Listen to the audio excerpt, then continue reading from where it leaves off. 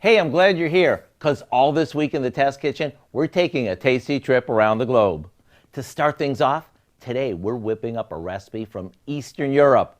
It's pretty obvious what it is. Pierogies. The first thing we do is boil some potatoes for the filling. While those cook, we saute a few chopped onions.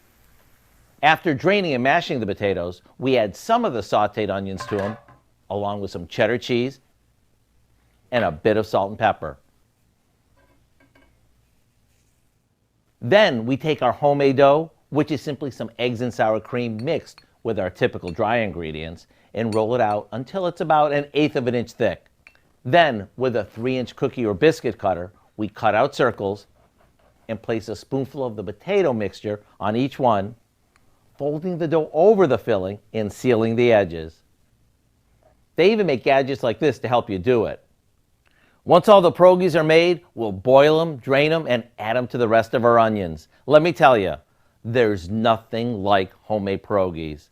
With the flavor-packed potato filling, the tender as can be dough, and the sweet caramelized onions, it's no wonder why I married a nice Polish gal.